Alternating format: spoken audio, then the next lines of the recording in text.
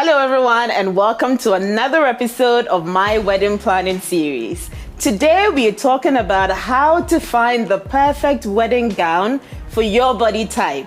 If you've recently gotten engaged, well, many congratulations to you. If you're planning to get married soon, hang with me as well. We'll be talking in a minute to my guest. She knows everything about weddings and has been doing this for 15 years.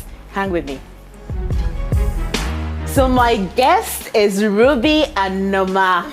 Ruby Anoma is the CEO of Ruby's Bridal, the plush bridal lounge we are in today. Ruby, welcome. Thank you. I'm so excited to have you. Happy that you're here too. Okay, so you are the expert. So I have recently gotten engaged. I mean, for a lot of us, we think or dream about walking down this aisle, this church aisle, in this white gown with the chain and all of that. But what should I consider first before even thinking about the dress? Location or venue is very important. You need to think about it if you're going to have a church wedding, a garden wedding, a beach wedding. It's a very important factor in choosing a wedding gown. You'd also have to factor in your budget before you even walk into a bridal shop. And you need to also look for your undergarments. You need to get your bra, your shoes, and if you're going to use a corset, it's also very important in trying off the wedding gown. Oh, so I've never thought about it the other way. I've always thought you get the gown first and then you get all of the accessories. You need to get all of the accessories because during the fitting, it helps you to get the exact fitting. If there's any alteration to be done, because you have your corset and your shoes, then it will make everything possible. I mean, you can get the length of the gown. If it's longer than you, then we could alterate it. Oh, so that makes a lot of sense. Yeah, so you need to get your preferred shoes and the length for the fitting of your bridal gown. Okay, so I should consider the location first. Why the location? Is it because of the weather, heat, things like that? I mean, there are certain dresses that you can wear to certain places. If you have a gown for a beach wedding, I don't think you could wear a gown for a beach wedding for a church wedding. Of course, yeah. You see, so you need to factor all these things in when you're planning to buy a wedding gown. So let's say I was getting married on the beach. So obviously I don't want a long chain then. I want something casual and perhaps not too lengthy, right? Okay, yes. Okay. So what next? What do I do next? Well, you need to you need to look at your personality as well. Okay. Are you the type who wants a traditional gown? Are you a bride who wants? Are you a bride who wants a show-stopping gown? You need to factor all of those things into consideration before you pick up the gown. So, with that being said, then we would have to also come and look at your shape. Okay. Your shape is also very important. Okay. You need to look at the type of shape that you fall under. We have 4 basic shapes. We have the pear shape, we have the hourglass, we have the triangle shape, and we have the rectangle shape. So with that being said, we would look through the gowns and see which one fits you better. Okay. So the hourglass, obviously, we all know the hourglass. Okay, so the rectangular is when, you know, what? The rectangle shape is when you're straight, your bust and your waist are all the same. That's a rectangle shape. Okay, and the pear is obviously the pear. The smaller bust and the bigger hips. Okay. So what am I? You're an hourglass. An hourglass. For someone like me with an hourglass figure, what dress would you say will complement my body type? I'll say you're very lucky because with brides with hourglass figures are able to wear all sorts of gowns. You can wear the mermaid, the A-line, or a ball gown.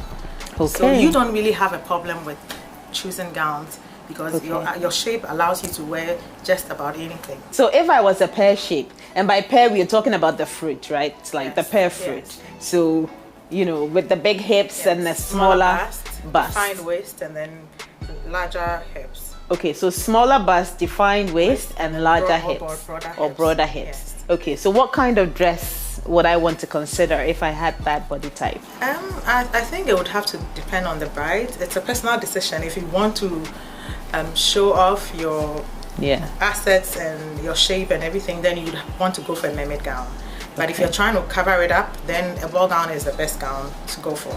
Okay, and I suppose it goes back to, your personal style, right? Yes, Whether you're style, doing exactly, and the theme. Yes, and the theme, Yeah, venue and all that. Yes. So if I wanted to look show-stopping sexy, what would I wear? Would that be the mermaid then?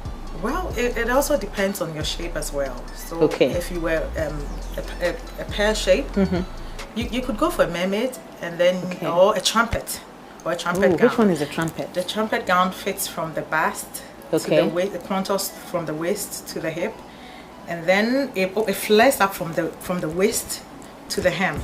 So then you could have a ruffled hem. It could be dramatic.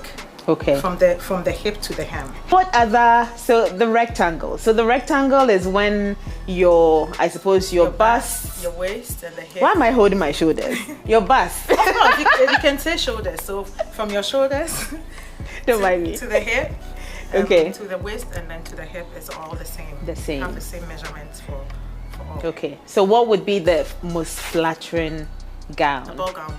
A ball gown, of course, yes, because they will. Flattering. Okay. It will define your waist. Okay. And then it would open up from the waist to the hem. Okay. The full skirt would definitely define the rest of the body. Okay. So just to recap that. So we've done the hourglass figure, which for an hourglass we can wear whatever we want, which is great. If I was getting married again, I don't know. Yeah. Okay. Which is great. Okay. So hourglass, you can literally wear whatever you want, and then the pear shape. It depends on whether or not you're trying to cover up. Yes. I don't know why anybody would want to cover up their curves, but yeah, if you wanted to cover up, then you would do a ball gown. Yes. But then if you wanted to show off your curves, it will probably be a mermaid, right? And then we've got the rectangle, and you're saying that for that kind of body type, a ball gown? Go for a ball gown or an A-line. Or A-line. Yes. Okay, so the A-line is when... A-line fits from the bust to the waist, and then it opens up from the waist like an A shape down to the hem. Okay, and which one was the trumpet again? The trumpet fits from the bust, and then it contours from the waist to the hip, and then you can have ruffles. It's actually tied, and then it opens up from the hip to the hem. It could be ruffled, it could be pleated, it could be gathered. Okay. And that's for what body type again? That you could, an hourglass could wear that as well. Okay. Or even a pear shape could wear that also. Okay. Okay, so we've done the hourglass, the pear shape, and the rectangle. What other body type? The inverted triangle. The inverted triangle. Okay, that's obviously when your bust is bigger, much bigger than your hip. hip. Broader chest and then a narrow hip. Okay. And what kind of gown should we go for? A-line is usually suitable for such body shapes. Ruby, so walk me through the process. If somebody contacted you and wanted a dress, what would be the process? Okay, so we would ask you to come in and then join our discussion. We would ask you about your budget, of course, the venue or location where you're having your wedding. We would also talk about your body shape and the gown that would suit your body shape best. It's always advisable to come with 1 or 2 people who would help you in the selection of your gown. You should come with people that you trust and people that you're comfortable with. You should also try and come in with your shapewear. If you're going to go with a corset, you should also come in with your shoes, so that if there's any necessary alterations to be made, we can just take the measurements and do them perfectly with all your accessories and your shoes. Okay, sounds simple enough. Okay. Guys, thank you so much for hanging with me again. It's been such a pleasure having you, Ruby. Thank you so much for having us. Meeting you too. And I hope that you have enjoyed this video. If you have, remember to hit the subscribe button below and let's stay connected. I look forward to seeing you again, same time next week. Bye-bye.